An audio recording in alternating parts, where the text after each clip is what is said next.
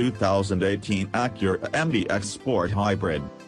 Occasionally, car manufacturers will trickle down technology from their Formula One cars to their road cars, or they will take bits and pieces from a $300,000 supercar and add them to their economy cars as a marketing exercise. This makes you feel like you've got a piece of the good stuff in your everyday commuter. Generally, it doesn't amount to anything shocking, but when I heard that Acura was going to drop a version of their Hybrid NSX supercar powertrain into their family SUV, the MDX, I'll admit that I got caught up in it.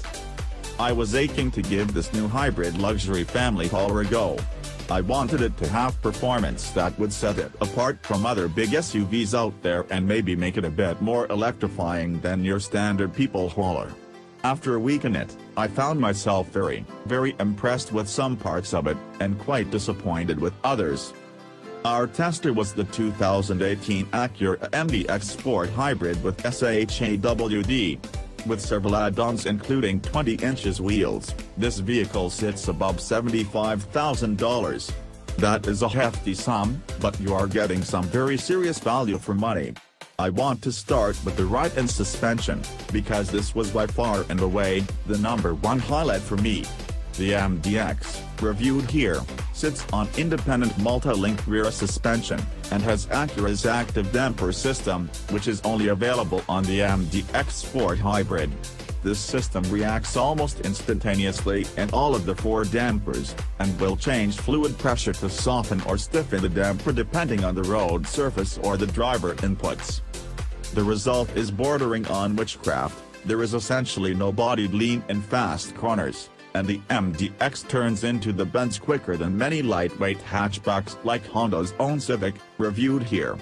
Just cruise down a back road, and ride is supple and quiet. This continued to impress me throughout the week.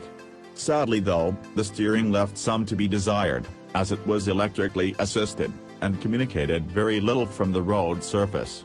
Comfort mode was too light, and Sport Plus modes added pointless weight, and no feel. In terms of overall comfort, the MDX does a very good job of delivering the goods. This is a fantastic family car.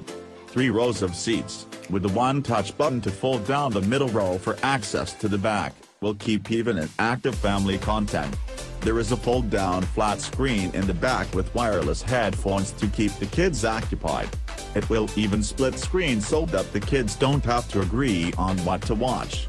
There is enough room in the back that Dad can take a break from driving and watch Game of Thrones on one half, while the kids watch Despicable Me on the other. I think I see a flaw in that plan, but don't ask me, I don't have kids. Here is where we start to go downhill a bit. The rest of the interior, particularly for the driver, is an ergonomic disaster. There are more than 50 different buttons on the dash and steering wheel, and many of them have dual or triple functions. The steering wheel is a mess of roll dials and switches, and the dual-screen infotainment is dated.